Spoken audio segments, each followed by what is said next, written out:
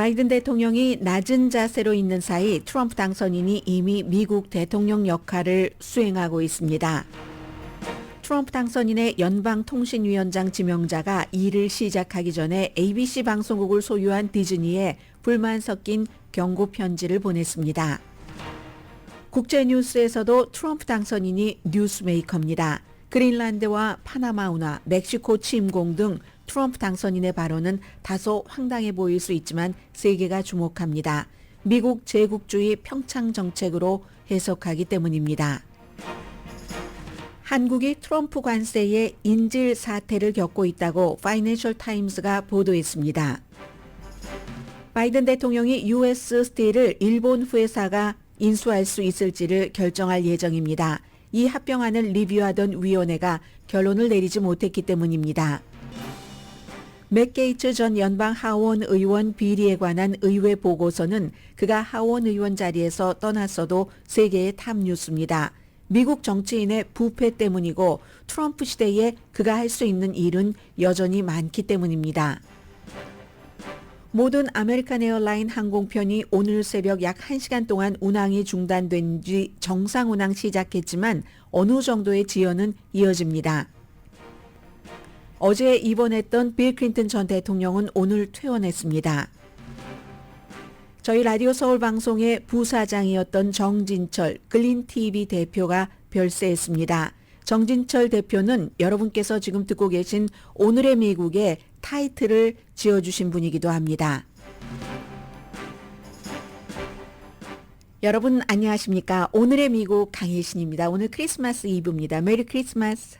그리고 요즘은 메리 크리스마스 앤 해피 뉴 이어 함께 잘 안 하는 것 같은데 저는 여러분들께 메리 크리스마스 앤 해피 뉴 이어 함께 인사드리겠습니다. 이제 오늘 내일은 뉴스를 들으시는 분들도 그다지 많지는 않으실 것 같다 이렇게 짐작은 해보는데요.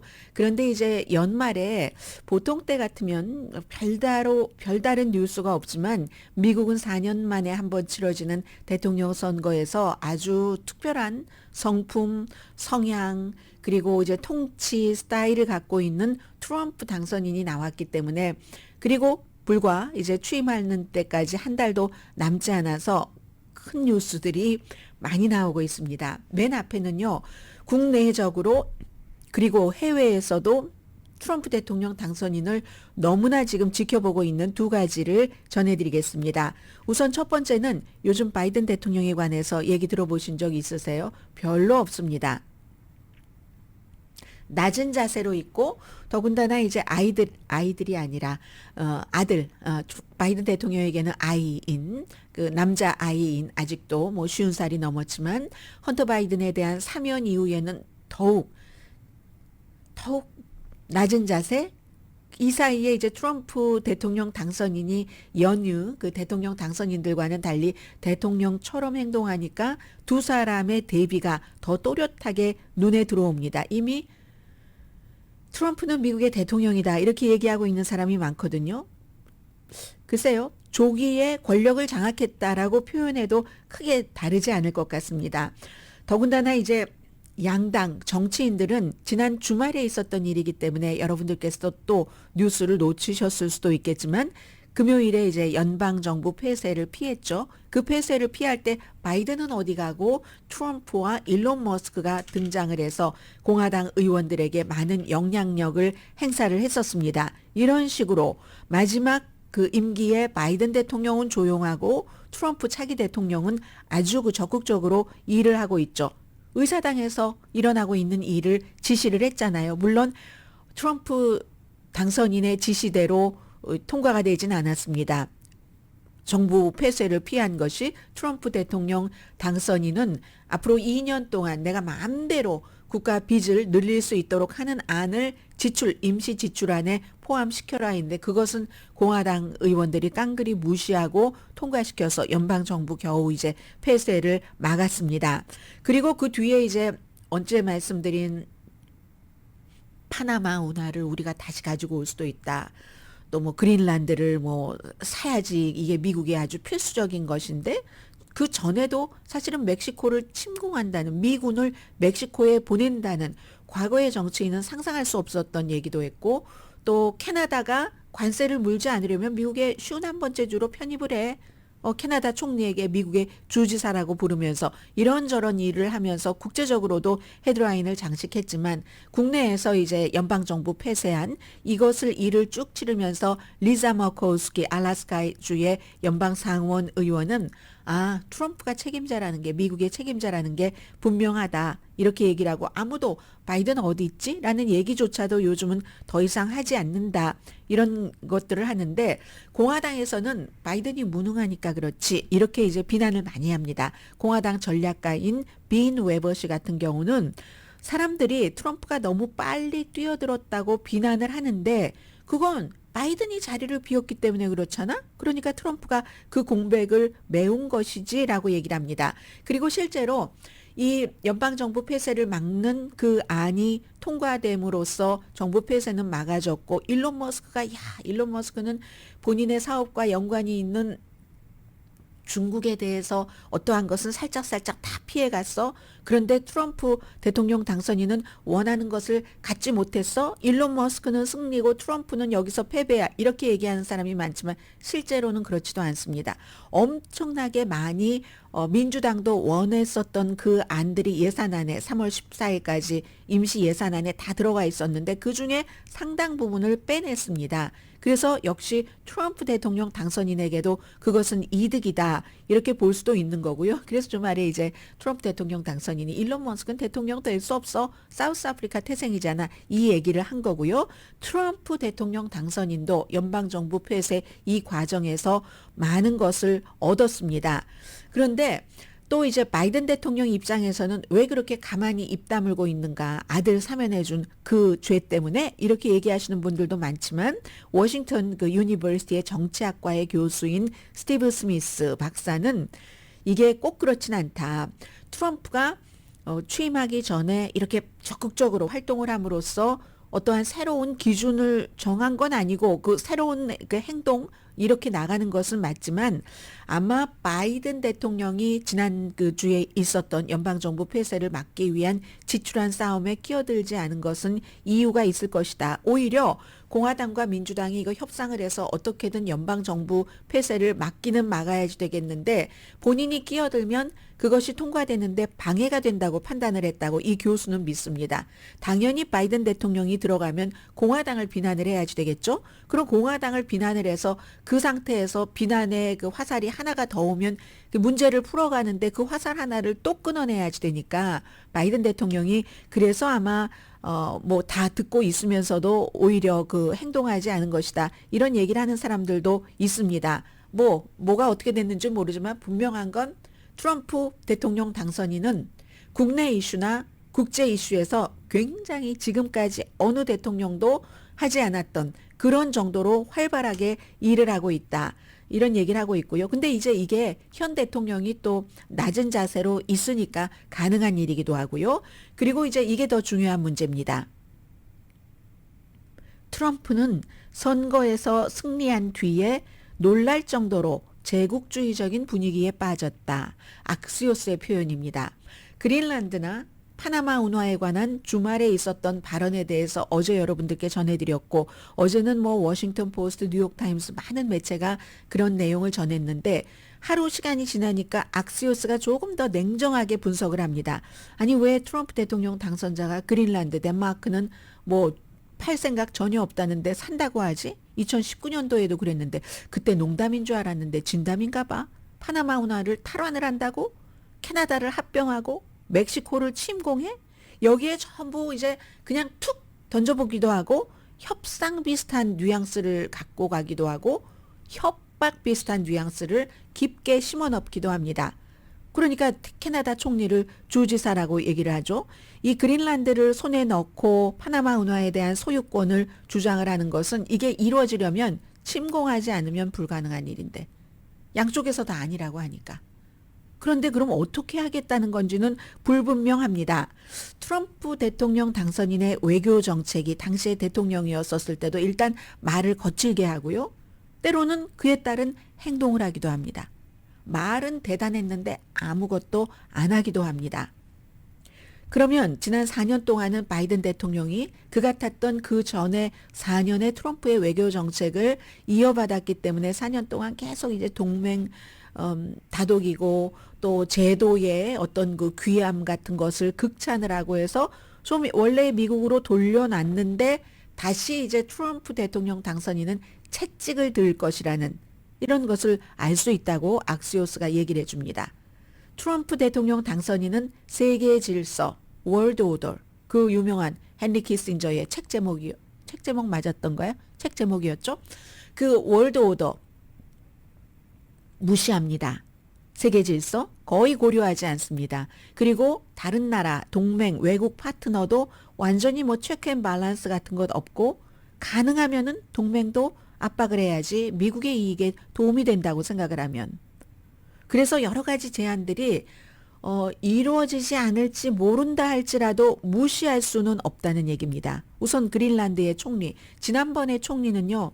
지난번의 총리나 지금 총리나 뭐 똑같죠. 지난번에도 트럼프 대통령 당선인이 그 그린란드 우리에게 팔아라 했었을 때 그 메테 프레데릭센 총리가 거부했었잖아요.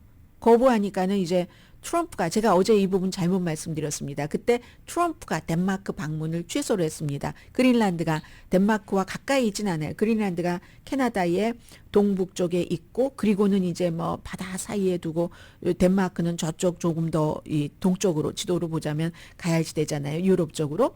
그런데 덴마크의 그 자치는 주지만 국방이라든가 이런 건 지금도 덴마크의 도움을 받고 유럽 땅은 아니지만 그렇지만 그린란드가 또 유럽 연합에서 지원을 받기도 하고 덴마크가 과거에도 그랬었고 지금의 이번에 총리도 무테헤데게 총리도 그린란드는 우리 것이다. 우리는 팔지 않는다. 결코 앞으로도 절대로 팔 일은 없을 것이다. 오랜 자유를 위한 투쟁을 해서 이걸 이렇게 했는데 절대로 이걸 다시 잃어서는 안 된다. 파나마도 비슷해요. 파나마도 뭐 콜롬비아로부터 독립을 하고 등등 그런 많은 스토리. 절대로 우리는 미국 손아귀에 들어가지 않는다. 미국 제국주의에 들어가지 않는다. 지금 이런 얘기를 하고 있는 겁니다. 그러나 트럼프 대통령 당선인은 세계에서 제일 큰 섬, 그린란드가 있어야지만 미국에는 너무나 절대적으로 필요하다 이렇게 얘기를 하고 있고 로이터 통신이 보도한 것 보니까 실제로 트럼프 당선인이 주변 사람들과 쭉 그 인수 이것을 준비하는 과정에서 이 그린란드에 뭐 그린란드를 산다던가 아니 팔다는 사람이 없는데 산대요. 팍스뉴스에서는 아예 이제 팍스의 트럼프 대통령 당선인 추종자들이 전에도 그랬지만 가격까지 막 또 책정해내고 그렇습니다. 본인들이 한 것도 아니에요. 과거에 누군가가 다 했었던 것을 다시 지금 숫자를 얘기하고 하는데 어쨌든 주체가 안 판다니까 그렇지 않으면 침공밖에는 그 일이 없다는 건데 미국이 러시아처럼 러시아가 우크라이나를 침공하듯이 글쎄요. 장담할 수 없는 일이기 때문에 뭐 군화발로 들어가서 그 나라를 빼앗을 수 있는 위치는 아니잖아요. 현재로서는. 영원히 그럴 일이 일어나지 않는다라고 말할 수는 없지만 현재로서는 이라고 말씀을 드렸습니다. 그 세계 최대 섬에 뭐 여러 가지 뭐 중국에서 우리가 들여오고 있는 중국에만 있는 무슨 그런 광물이라든가 그리고 이제 북극이랑 딱 돼 있으니까 그건 완전히 전략적인 요충지잖아요. 러시아도 넘실넘실하는 기타 뭐 강대국이 완전히 북극 거점의 발판으로 삼을 수 있는 그린란드. 이 섬의 매력적인 섬에 대해서 인수 과정에서 많이 논의를 했답니다. 그래서 2019년도에 이제 농담했을 때도 그 당시에 총리나 덴마크 사람들이 엄청 화를 냈었고 그래서 이 문제 어떻게 될지 모른다는 얘기예요. 또 파나마 운하에 대해서도 이제 파나마 운하 어제 말씀드렸지만 지미 카터 대통령 때에 77년부터 99년까지 한 20년 동안 그 과도기를 두고 나서 99년도에 완전히 파나마에 넘겼고 1900년대 초에 이제 미국이 그 운하를 그 건설을 했고 운하 건설할 때 미국이 파나마만 쫓아고 돈 들여서 그렇게 건설을 했겠어요. 결국은 대서양과 태평양 사이에 무역로 같은 것을 잘 그 효율적으로 해서 미국이 유리하게 하기 위해서 그렇게 한 것이죠. 인공으로 수로를 만든 거. 그걸 이제 우리가 다시 우리 그 통행료를 많이 받는다고, 그리고 중국이 자꾸만 이제 거기에 미국은 이렇게 깎아달라고 하는데 생각을 해보세요. 미국은 깎아달라고 하고 중국은 아요, 저희가 미국 때문에 지금 불편하신 것을 저희가 해결해 드리겠습니다 하고 막 돈을 주고 지금 이 상황에서 중국의 영향력이 이 그 파나마 운하에 더 들어간다는 것도 굉장히 트럼프 대통령 당선인으로서는 보기 싫은 거죠. 그걸 협박으로 오히려 우리 거를 통행료를 깎지 않으면 우리가 도로 가져갈 거야. 그 도로 가져가는 게 그게 되느냐고요. 그럼 수에즈 운하는 누구 겁니까? 지금 형태 자체는 세계에서 바라볼 때는 그렇게 바라보고 있는 거죠. 호세 라울 그 몰리노 파나마 대통령이 절대로 이제 그럴 수가 없다라고 얘기하니까 트럼프 대통령 당선인이 어제 오늘의 미국이 진행될 때까지는 두고 봅시다 이 정도 하더니요. 나중에는 보니까 본인의 그 소셜 미디어에 파나마 그 운하 위로 막 그 성조기가 날리는 그런 사진과 함께 미국 운하, 파나마 운하가 아니라 미국 운하에 온 것을 환영합니다. 이렇게 이제 또 대통령 당선자가 올렸거든요. 그래서 이런 여러 가지 문제들을 보면은 캐나다의 총리에게 하는 그 말이라든가 이것도 이제 계속 어떤 그 재미나게 뭐 누군가가 만들어 놓은 짧은 그 밈 같은 것을 계속 소셜 미디어 같은데 올리고 있거든요. 악시오스는 이 모든 것은 재미로만 그쳐서 되는 것도 아니고 게임도 아니다. 트럼프 그 주변에 있는 사람들은 롤링스톤 같은데, 롤링스톤이 음악 잡지지만 정치가 강하다고 한 5번쯤은 말씀드렸습니다. 정치 보도가 롤링스톤에 얘기한 것도 멕시코에 대해서 이제 멕시코 카르텔을 부수자하면서 미국 군대를 보낸다는 것 있죠.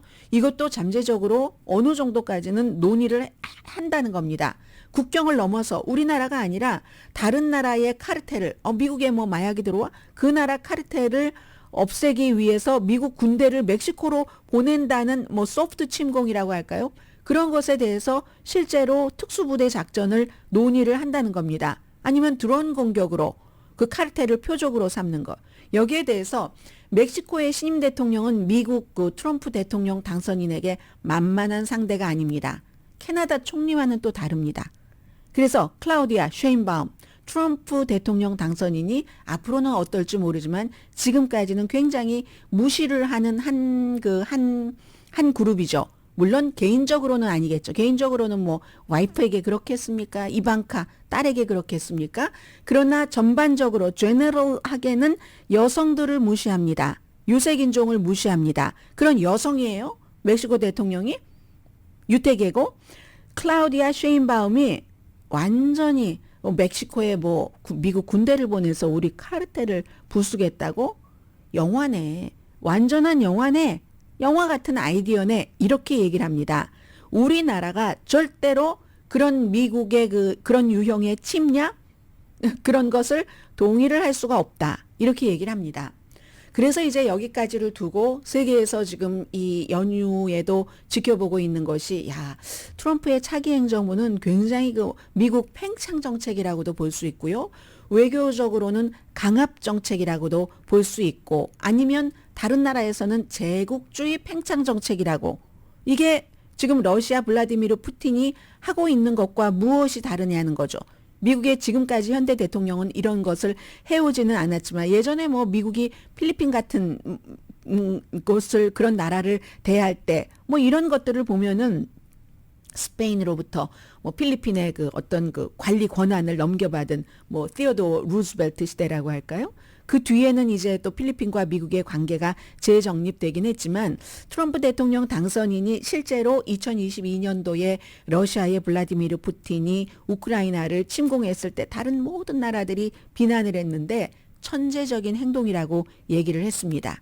그래서 이제 다른 나라에선 지금 미국이 어쩌면은 정말 그 아메리카 퍼스트라는 게 국내적으로 아메리카 퍼스트 그리고 해외적으로는 좀 팽창인 거죠. 그린란드로 뭐 어디로 파나마로 팽창하는 이런 것들을 우려를 하면서 지금 지켜보고 있는 거죠. 또 하나는 뒷받침이 된다는 겁니다. 트럼프의 국무부, 국방부, 국가안전 뭐 보장회의라든가 또 국경정책 책임자, 지금 지명한 책임자 모두가 트럼프 대통령의 특히 멕시코의 그 카르텔 침공, 군사 침공작, 특수작전에 대해서는 승인을 하고 있는 사람들로 그 자리에 놨다는 거죠. 그래서 결론은 국내적으로는 아메리카 퍼스트, 국제적으로는 미국 제국주의 팽창이라고 할까요? 이런 것들이 이제 서로 충돌하면서 해외 지도자들과도 충돌을 하면서 미국의 4년은 트럼프의 임기 첫 번째 임기 4년과도 다르고 바이든의 4년과도 다르고 어떤 식으로 갈까? 누가 알겠습니까?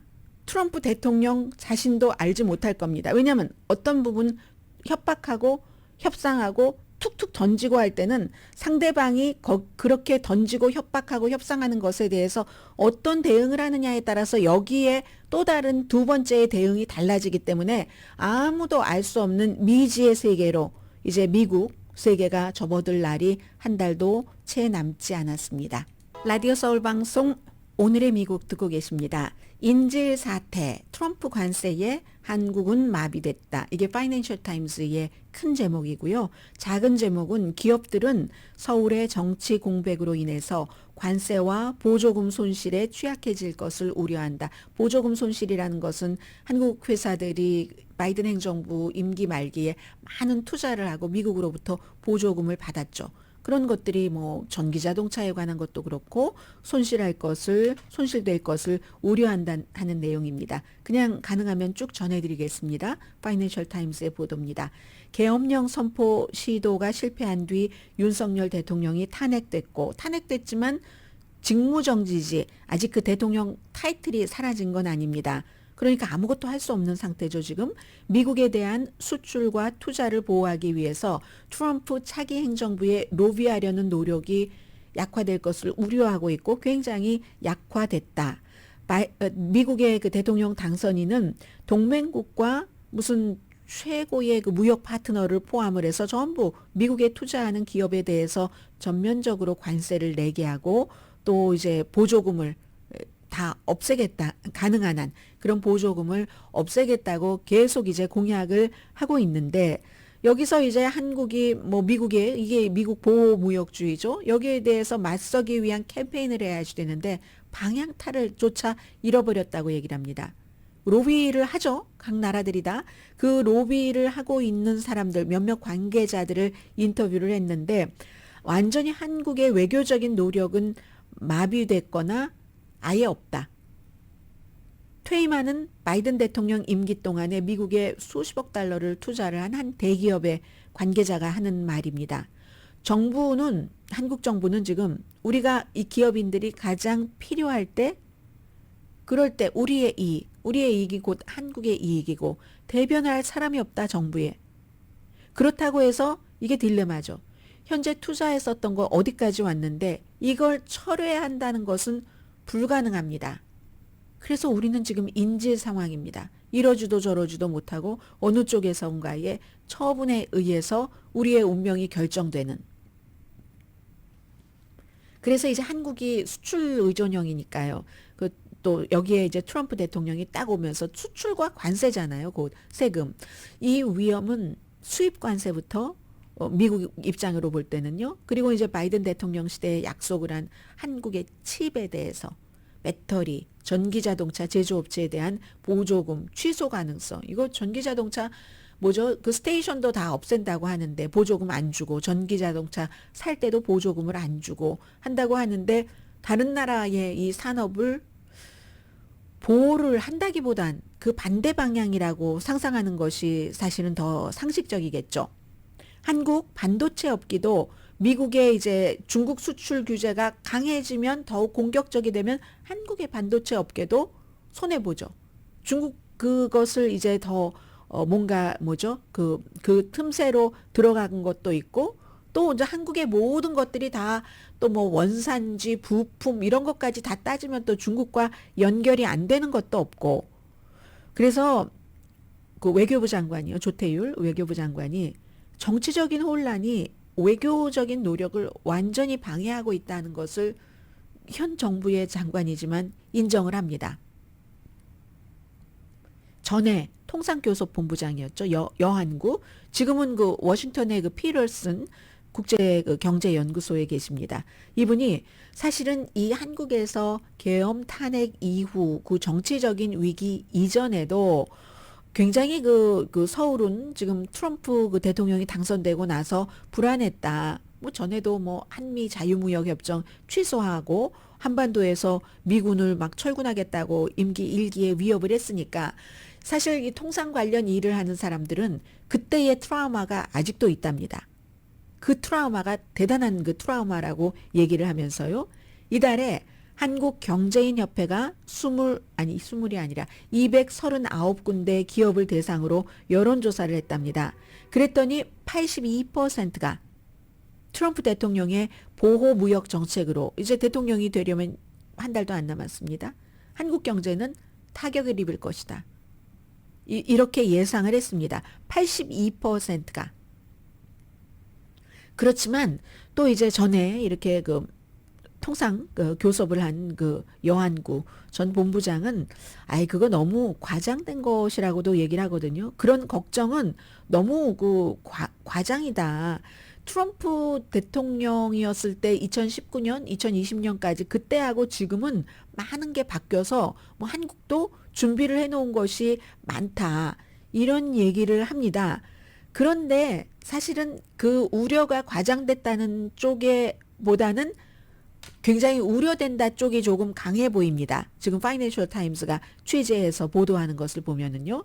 지금 기업들이 뭐 굉장히 많은 돈을 뭐 미국의 조지아에 텍사스에 뭐 어디에 이렇게 투자를 했죠. 뭐 투자를 했는데 투자를 했으니까 우리가 미국에 투자를 했으니까 우리도 여기서 자리를 잡을 만한 자격이 있다라고 트럼프 행정부의 어떤 요구를 할 수도 있지만 트럼프 행정부, 트럼프 대통령 당선인 그런 거 별로 신경 쓰지 않는다는 얘기들을 합니다. 한국무역기구에 따르면요. 2024년도 올해 상반기에 한국의 그 미국에 대한 그 흑자, 무역 그 흑자는 287억 달러니까 지난해에 444억 달러가 기록적이었는데 지금 상반기니까 하반기는 이거 하면은 이거 지난해보다도 더 올라갈 것이라고 지금 예상을 하고 있잖아요.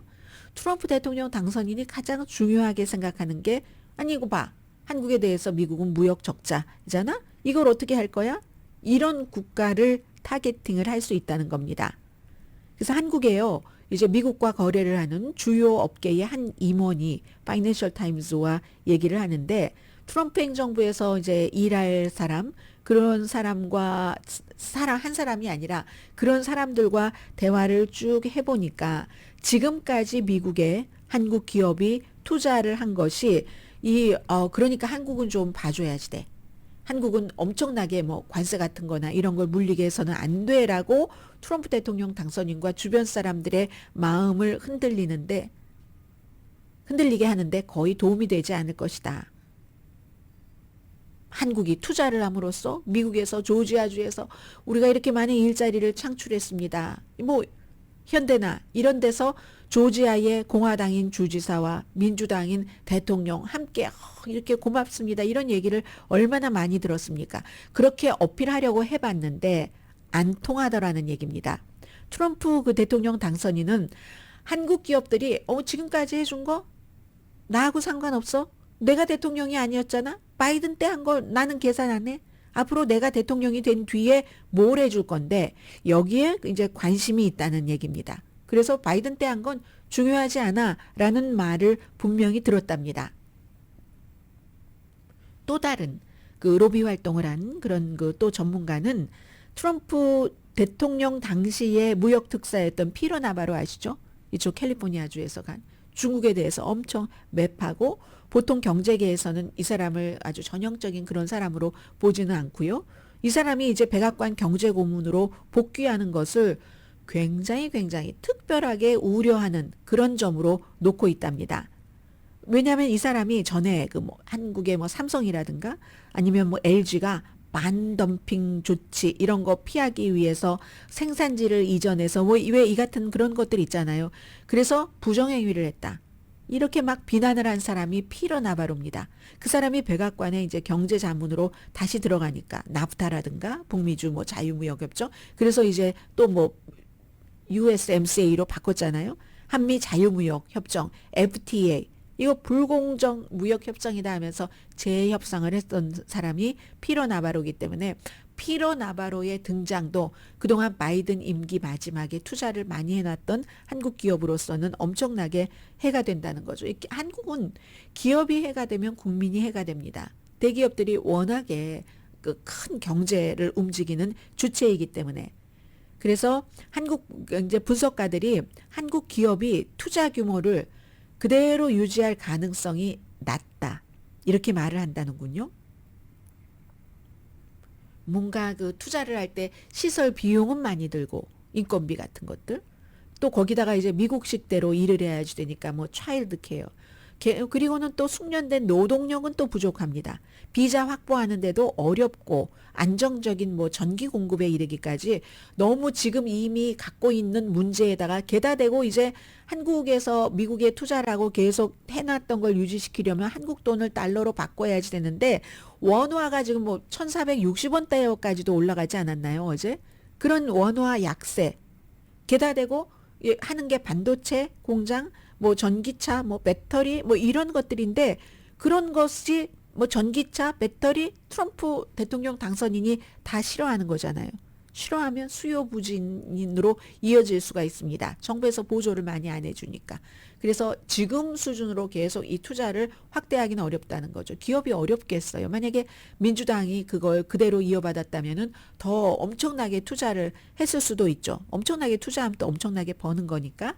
한국경제연구원의 이태규 선임연구원이 트럼프 대통령의 관세가 만약에 중국에만 집중을 한다면 한국은 뭐 그다지 어렵지 않을 수도 있다. 그런데 이게 중국에만 그런 그 영향을 미치는 것은 아니잖아요. 뭐 그렇게 미국의 무역 뭐 상대국 1, 2위인 뭐 캐나다, 멕시코 이런 나라에도 엄청나게 뭐 첫날 25%라고 말을 했으니까 아무튼 한국 기업이 뭐 조선이라든가 방산이라든가 무슨 뭐 석유화학 분야 이런 데는 좀 괜찮을 수 있을지도 모르지만 나머지는 이제 어떨까? 그러면 여기서 사실 해결책이 전혀 없는 건 아니죠. 트럼프 대통령 당선인도 그걸 알죠. 더 사가라. 미국 걸. 뭐예요? 무기죠, 뭐. 돈 많이 나가는 것은. 그동안도 뭐 무역 적자, 무역 흑자를 얘기하지만 이 무역 적자, 흑자를 계산할 때 미국이 또 아주 얄밉게 계산 안 하는 것도 많아요. 무기 같은 거, 뭐 특정하게 돈 많이 드는 건 또 빼기도 하고 뭐 이런 식으로 해서 무기를 뭐 더 많이 사줄 수도 있고 아니면 그 화석 연료 같은 것을 개발을 하는 것을 원하니까 트럼프 대통령 당선인은 그걸 많이 사줘서 어차피 한국이 뭐 갖다가 창고에 넣어둘 건 아니고 쓸 거니까 그래서 이제 미국과의 무역 흑자를 줄일 방법은 있다 이런 얘기도 하고요. 자 그런 것들이 있는데 근데 여기에서 또 엄청나게 걱정되는 게 또 하나가 남아 있습니다. 만약에 트럼프 대통령 당선인이 중국을 그렇게 압박한다고 하면서 어느 날 갑자기 중국과 손을 잡아버린다면 불가능한 일일까요? 트럼프 대통령 당선인으로서는 가능할 수도 있겠죠. 이 시나리오까지 지금 기업인들은 다 함께 돌려봐야지 된다는 얘기인데 중국 경쟁자들이 한국에서 지금 이미 공장을 여기에 설립을 했어요. 설립을 했는데 여기에 뭐죠? 혜택 같은 것을 안 준다고 하고 미국이 더 가져가려고만 하고 그러다가 어느 순간에 그래? 그러면 뭐 중국 경쟁자들이 공장을 여기다가 설립하도록 해보지 뭐. 그거 가능성이 있다고 얘기를 했거든요. 중국과 이때야말로 대타협이죠. 이게 완성되면은 한국의 배터리 공장, 뭐 전기자동차 제조회사들 악몽 아니겠어요? 시나리오로만 보더라도. 그래서 이제 한국의 그 배터리 업계의 관계자는 만약에 정말 배터리 중국이 트럼프 대통령 당선인과 이렇게 해서 공장을 짓게 되면 재앙이다. 이건. 디제스터다. 이렇게 얘기하는데 제일 중요한 건 인질사태라고 말씀을 드렸죠. 누가 트럼프 측과 함께 얘기를 해야지 되는가. 심지어 지금은 모든 것들이 많이 막혀 있고 마비가 됐기 때문에 이 기업들이 뭘 우려하고 있고 기업들이 뭘 할 수 있고 서로 윈윈할 수 있는 게 무엇인지를 워싱턴에서 누구에게 얘기를 해야지 되지? 이러는 것조차 그것조차 모르는 것 같다. 누구에게 얘기를 해야 되지? 하면 얘기를 해야 되지도 사실은 얘기를 할 만한 사람이 해야지 이쪽에서도 그걸 받아들이고 일을 추진하잖아요.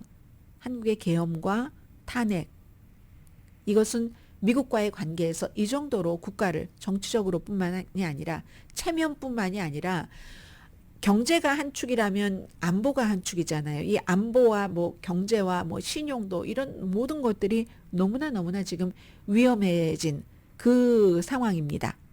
그 상황에서 지금 탄핵은 일단은 끝났고 나머지는 헌법재판소에서 할 것이고 내란 외란 수사에 대해서는 수사당국이 할 것이고 정치권에서는 열심히 또 파워 싸움을 땅 따먹기 파워 싸움을 지금 하고 있잖아요. 지금 그런 거 싸움할 때가 아닌 것 같아요. 잠시 뒤에 뵙겠습니다. 서울 방송 오늘의 미국 듣고 계십니다. 네, 오늘 새벽에 있었던 아메리칸 에어라인 그 항공기가 기술적인 문제로 벤더에서 그러니까 공급업체의 뭐 기술적인 문제라고 얘기를 하던데 중단됐다가 지금은 정상 운항되긴 되는데요.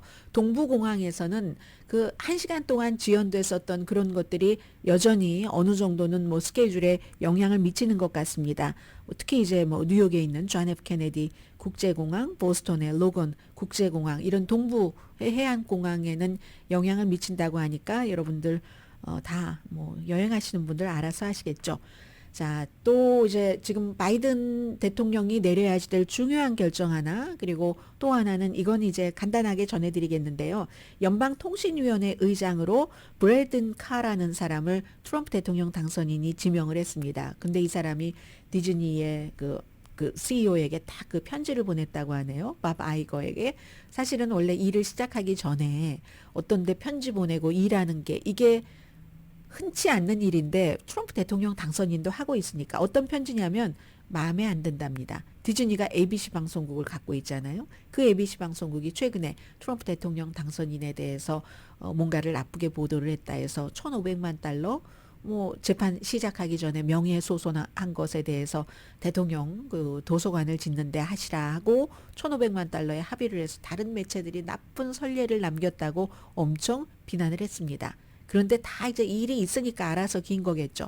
ABC 방송국이 그동안에 이제 로컬 방송국을 이제 사들이고 합병하고 또 프로그램을 배포하고 하는 뭐 늘 있는 일이겠죠. 그런 협상을 많이 했답니다.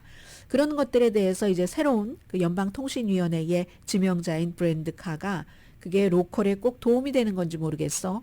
ABC 프로그램의 그 유명한 굿모닝 아메리카라든가 아니면 뭐 이브닝 뉴스요. 월드 뉴스, 투나잇이라든가 또 NFL 축구도 하죠. 또 뭐 밤에 심야의 터크쇼 같은 거 이런 것들이 그런지 모르겠어. 내가 지켜보겠어. 그리고 최근에도 그런 합의 사항이 있었잖아. 뭐 앵커 뭐 조지 스테파노폴로스가 트럼프 대통령 당선인에 대해서 스토미 데니엘스와의 아니요 이진 캐럴과의 그 케이스에 대해서 잘못 말한 거 이런 것들을 쭉 얘기하면서 지켜보고 있어.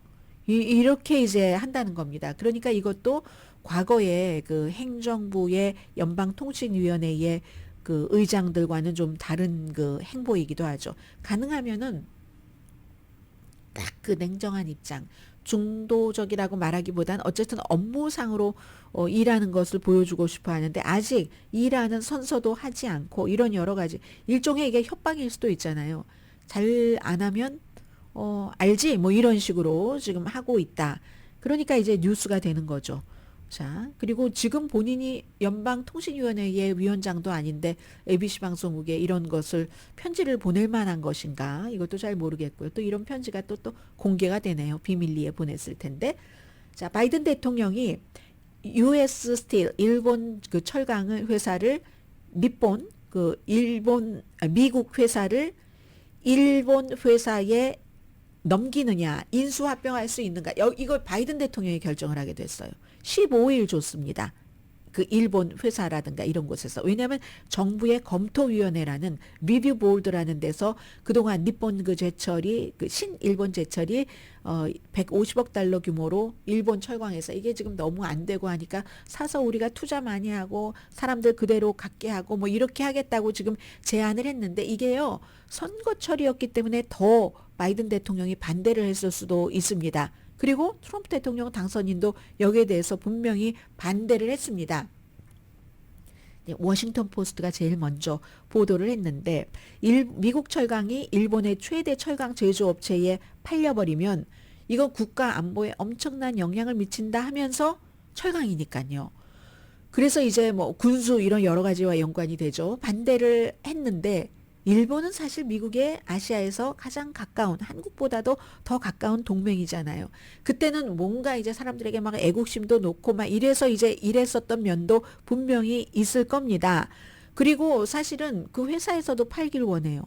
직원들도 지금보다 대우를 낮게 해준다는데, 그러나 미국 철강협회 자체에서는 뭔가 힘이 약해지고 하니까 뭐 반대를 하기도 하고 이 찬반이 미국 내에서 아무튼 있습니다. 그런데 이게 결국은 정부의 그 리뷰위원회에서 검토를 했는데 우리는 결론을 내리지 못하겠다. 그것도 뭐 다 투표라면 뭐 표 이런 게 있겠죠. 교착이었습니다. 이럴 때는 미리 다 그게 시나리오가 대통령이 결정을 내려야지 됩니다. 그러니까 지금 바이든 대통령이 다른 것도 다 뒤에 빠져서 안 하고 있는데 이 중대한 것을 일본 그 니폰 철강 회사도 앞으로 15일 안에 해주십시오. 우리가 국가 안보에 절대로 미국 국가 안보에 해가 되지 않습니다. 오히려 이 거래가 정말 그 혁신적인 투자를 해서 미국의 경제에 엄청나게 도움이 될 겁니다. 이렇게 얘기를 하면서 오히려 이러한 것들이 동맹국 사이에서 철강 부분에서 어떤 그 동맹을 맺어서 그 friends shoring이라고 그런 그 투자의 모델이 돼야지 됩니다. 지금 이렇게 얘기를 했고요. 바이든 대통령이 어떻게 할지 모르죠. 니폰 철강이 세계의 그 철강 회사 규모로는 4번째입니다. 글쎄요. 어떻게 될지 모르겠고 퇴임하기 전에 지금 사람들은 이 거래를 중단할 것으로 예상을 합니다. 바이든 대통령이 내 아들 뭐 사면하지 않겠어. 수없이 얘기하다가 사면을 했잖아요. 그럼 일본 철강 회사가 미국의 뭐 150년 된 US 스틸 펜실베니아에 있는 그 US 스틸을 그걸 합병을 해서 사간다고 인수 합병한다고 야 이건 있을 수가 없는 일이야. 이렇게 계속 해오다가 또 임기 마지막에 며칠 남겨두지 않고 아니야 일본 회사가 이럴 수는 없잖아요. 그러니까 당연히 사람들은 안 된다라고 결정을 내릴 것 같습니다. 그런데 그리고 만약에 트럼프가 틱톡의 케이스처럼 바꿀 수 있는 여지가 있을지도 모르지만 이건 트럼프 대통령도 대통령이 됐을 때 마찬가지로 선거철에 계속 안 한다 했기 때문에 어떻게 할지 모르겠어요. 아무튼 그래서 본인이 한 말에 대해서 책임을 진다는 거 그게 이제 또 딜레마가 될 수도 있고요. 만약에 그럼 거래를 거부한다고 해봐요. 이 거래를 그러면 미국 경제에 지금으로서는 이 US 철강이 일본 철강과 합치는 것이 이 회사로서 너무 좋으니까 회사에서 팔겠다는 거죠. 여기에 대해서 나쁜 영향을 미칠 수도 있는 그렇게 또 뭐 팔지 말라고 하나 팔라고 하나 아무튼 바이든 대통령으로서는 굉장히 딜레마다. 그리고 사실은 지금까지는 물론 철강 회사 같은 경우는 다른 경우지만 미국이 다른 나라의 투자 같은 것을 무척 많이 받아들였잖아요. 경제에 있어서 좀 개방형 형태를 많이 이렇게 어답트 했었는데 이게 지금 아무튼 바이든 대통령 마지막은 어떤 결론을 내릴지는 모르고 트럼프 대통령 임기에도 또 이게 어떻게 될지 알 수 없는 아무튼 그런 문제고요. 잠시 뒤에 뵙겠습니다. 10시에 브라보 마이 라이프 방송됩니다. 제가 다른 뉴스는 하나는 못 전해드리겠고 정진철 저희 라디오 서울 보도 담당 그 부사장님 저에게는 대선배님이세요. 별세하셨습니다. 어제 그 세상을 떠나셨다고 하는데 86세시고요. 아시는 분들은 많이 아실 것 같고 뭐 서울에서 MBC에서 일하셨지만 저희 라디오 서울에서는 저는 정진철 부사장님께 많은 것을 배웠습니다. 이 오늘의 미국 타이틀도 또 정진철 부사장님이 전해주셨고요. 인간적으로는 정말로 내가 나이가 많고 또 이 분야의 선배라고 막 이렇게 막 뭐 좀 권위 부리고 이러는 것 너무 없으셨던 너무나도 인간적인 분이셨습니다. 강희신이었습니다.